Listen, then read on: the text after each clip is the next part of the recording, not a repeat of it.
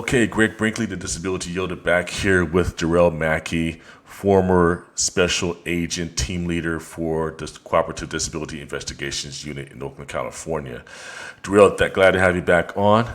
Sure. Well, glad to be here. And, and I want to start off because we last talked about the Eric Kahn case that CDI investigated and how he was responsible for the largest case that CDI had ever been involved in to the upwards of $550 million. And of course, people watching this, they're not going to be on the Eric Kahn level because that's really high level stuff when you're talking about collusion between a judge and a doctor and a disability attorney. Yeah. So most people are not involved in those areas. So for the person who is applying for disability, what would CDI consider fraud? Okay, I can give an example here, Greg. Thank you for asking me. I appreciate it.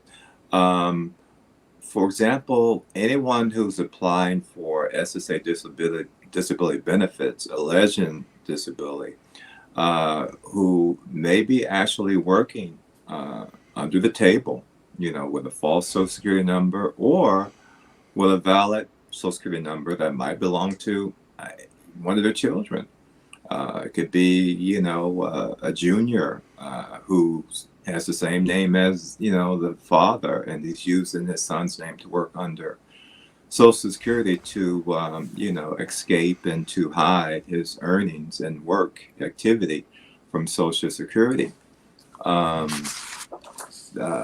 and submitting false statements in the activities and daily living uh, statements, and they're called ADLs, where a claimant has to indicate how they function, whether or not they can cook, whether or not they can bathe themselves, whether or not they can drive, whether or not they need assistance or they're independent. And so a lot of inconsistencies are found in those ADLs. A lot of times the ADLs that a lot of the folks who submit fraudulent claims is so narrow and so, it's like a box. It's like if you lived in that box where everything is like, you can't do anything. You're almost, just confined to, just a small space, and you can barely breathe. And so that raises a red flag, and those cases are suspicious, and they're investigated by Social Security and sent, to the CDI for investigation. Yeah, you bring up some things that are really typical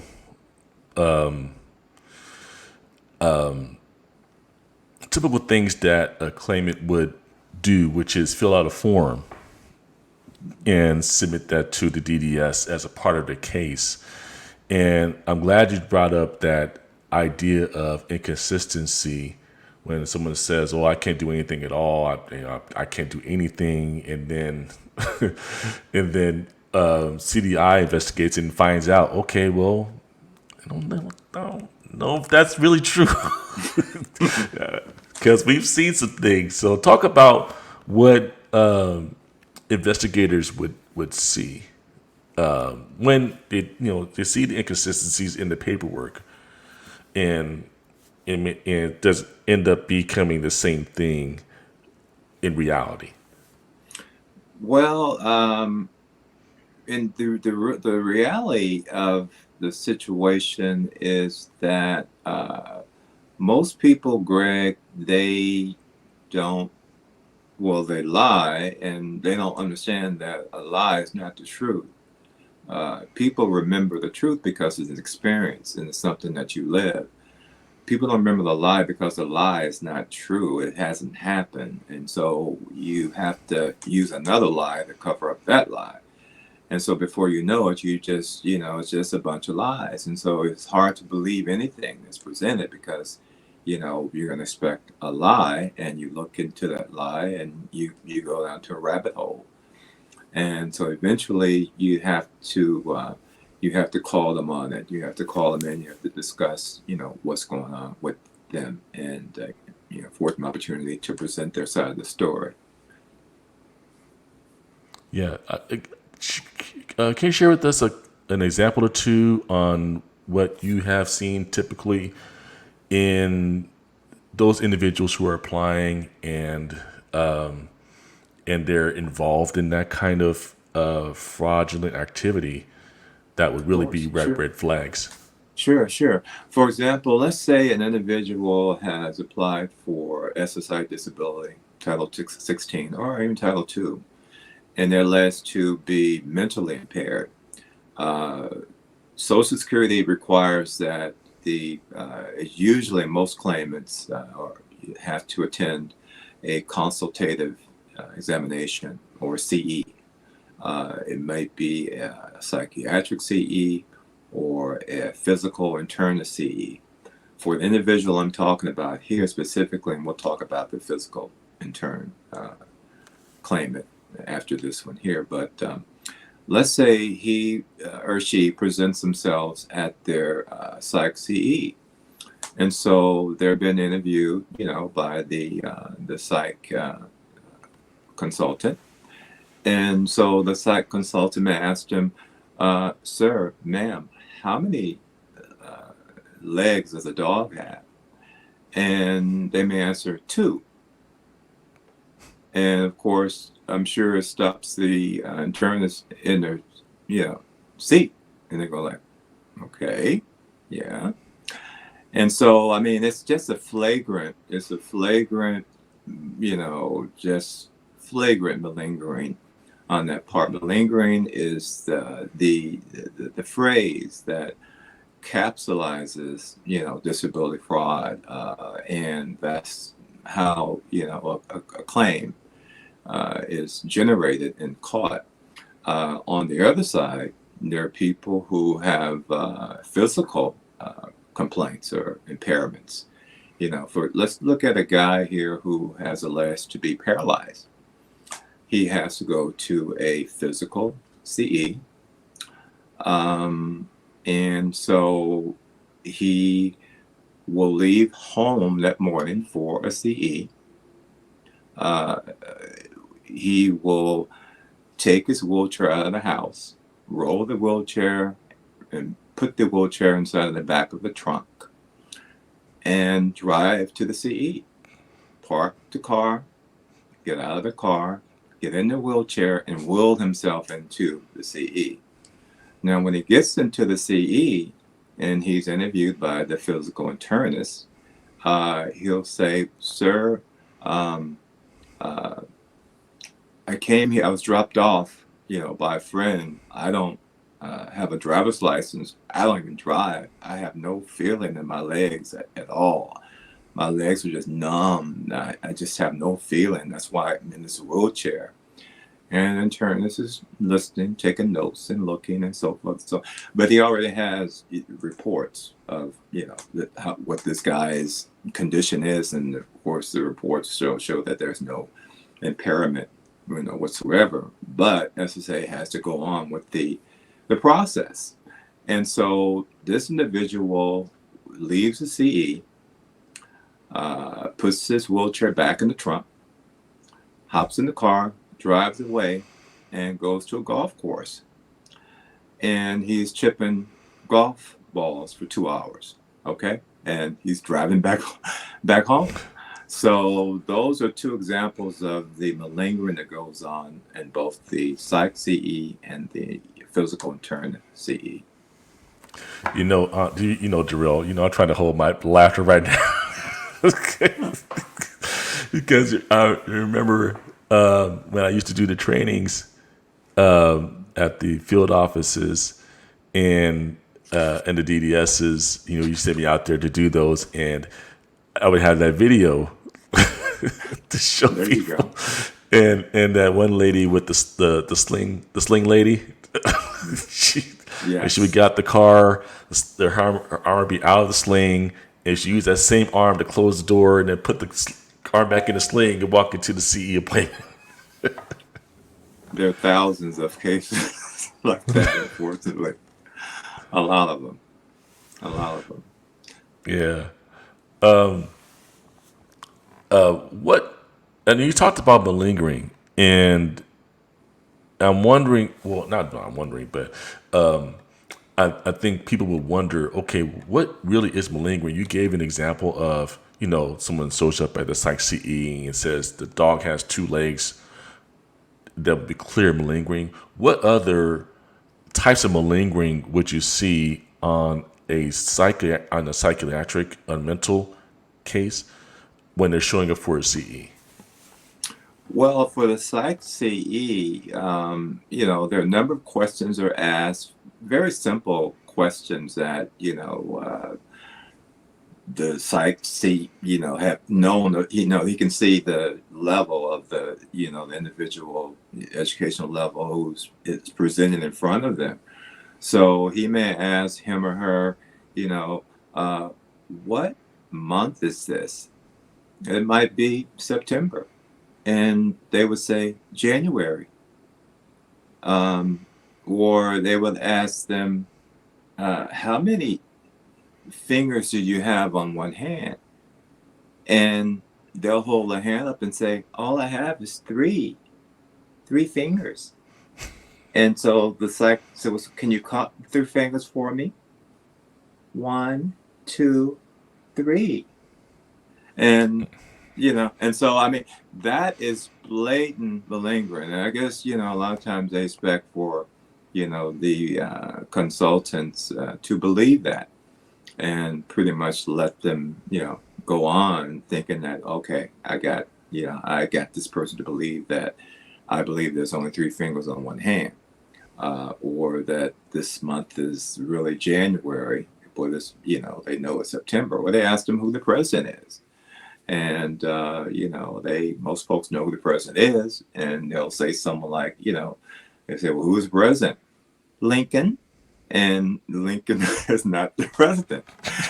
And so there are hundreds of ways that people, ways they do to make you think that they're more, more disabled than what they are. Malingering, Greg, is really an over exaggeration of a illness or severity, and people make themselves more impaired than what they really are, and that it triggers a red flag. Yeah, I know that when I was working on cases before coming to CDI, and then working on investigations after getting to work in CDI, I mean, being under you, we would see a lot of coaching on behalf of parents or family members, even mother to child in some cases, where they're coaching the person to show up a certain way, and typically in the child cases where the parent will be in the room and the child will be looking to the parent for clues or cues on what to do, which is that real clear instance of coaching when a person is really dependent on someone else to kind of feed them lines or give them the activities to try to throw off the CE doctor. So I'm glad you brought up just the obvious things like the month or the year, and just getting that completely wrong when they know that that's not really what's happening.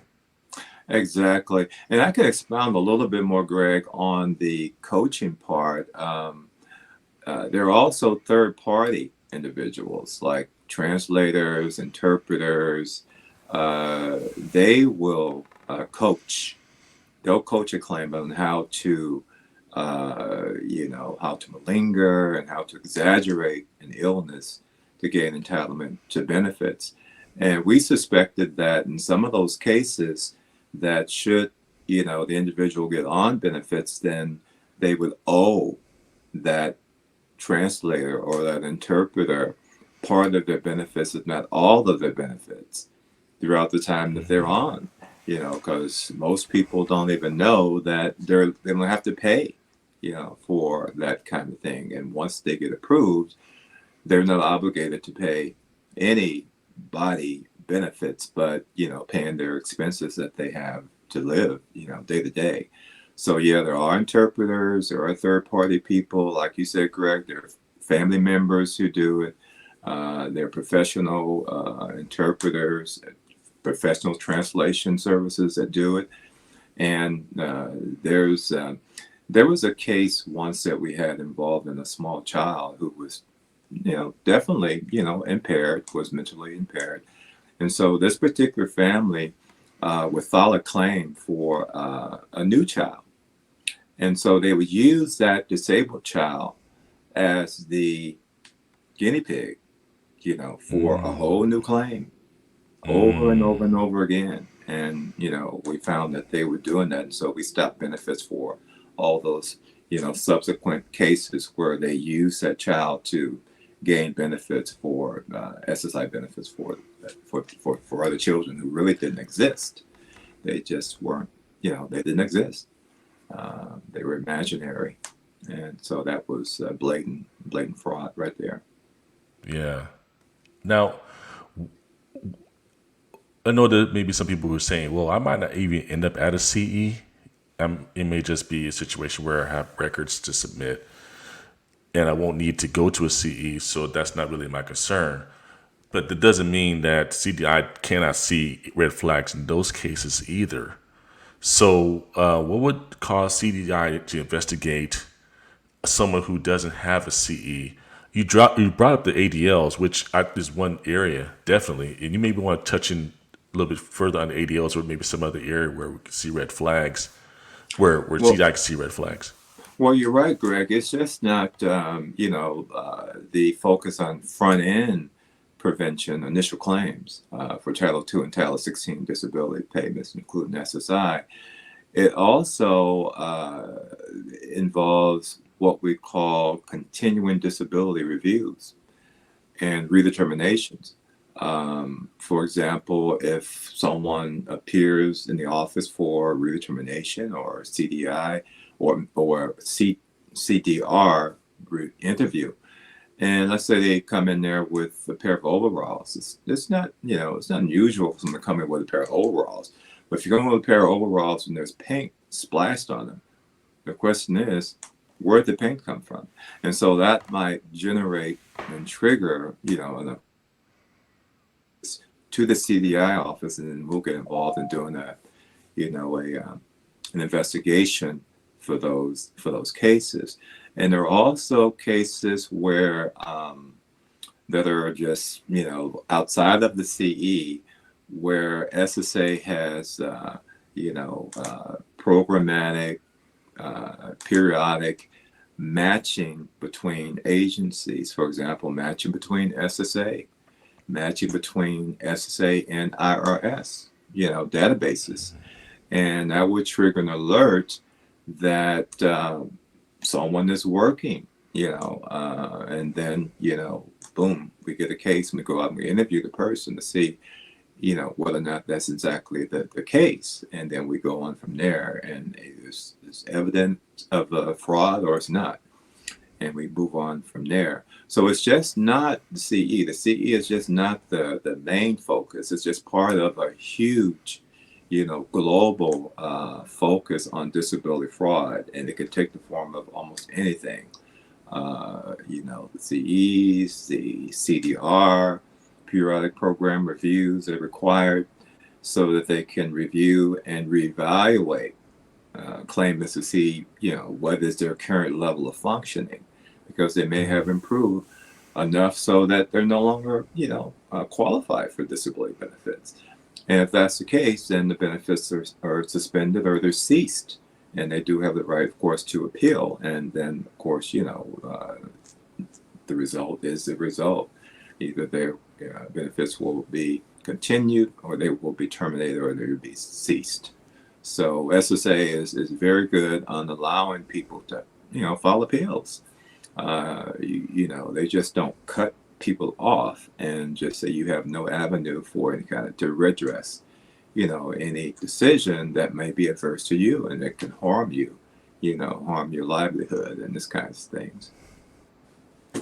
Yeah, I think it's really important for people to understand that just what you said, just because you make it on disability and you're able to navigate the system enough to where you may be able to get on in a fraudulent way, it doesn't mean it's over. By no means. You're not free and clear. I mean, the Right. thing is, it's always up to a review. It depends on the kind of disability that you've been, awarded, the type of injury and impairment that you have. For example, I don't think a paraplegic would have to undergo a periodic evaluation, because it's already been proven that that person will never really walk again. But there are other cases where there's a little fine line between whether or not they can really do something else again, or these kinds of things. And so that's evaluated. And in some cases, SSA determines that, they are no longer disabled. And in some cases, determine that they are. And so benefits are continued. Yeah. And I also learned this working under you at CDI that even at the CDR level, of course, they can be ceased, but there can also be stiff penalties because you were on benefits already collecting and you were found to have committed fraud before you got on benefits and maybe continuing to do so even after that. And CDI investigates and finds out the truth. So speak to what can happen if a person is already receiving benefits and CDI investigates and finds out, okay, you are not disabled at all.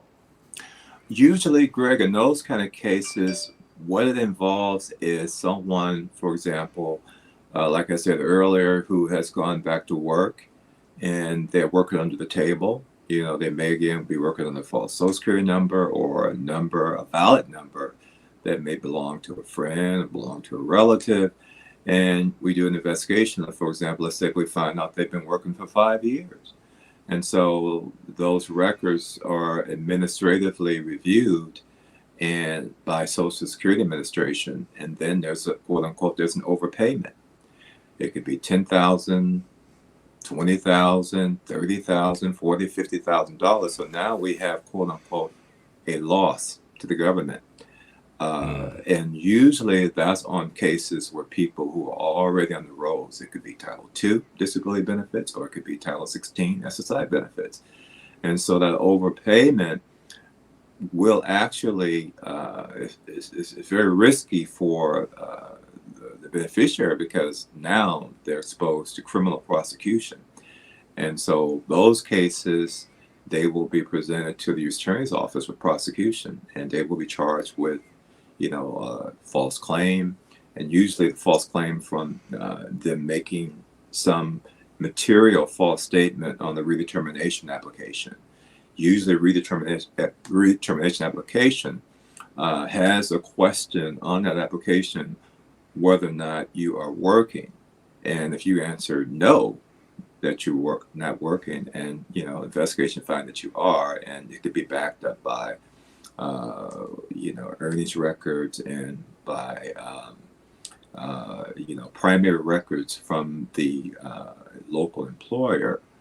That information, the evidence is presented for prosecution, and usually there is some sort of conviction along those lines. The penalties vary. It depends on whether or not the person has a prior record. It depends on whether or not they have engaged in other crimes. They could be involved with some other kinds of federal crimes with IRS. It may not be reporting their income to the Internal Revenue Service. So in that case, they have an interest. And then, it may be a joint investigation. So they may face, theft of government funds, on behalf of, on Social Security benefits, and then the same thing can happen on the side with IRS uh, penalties. So it can become very serious when, when someone's receiving benefits and when they choose to go out and do something that is just not allowed, by Social Security based on their program and policies and regulations.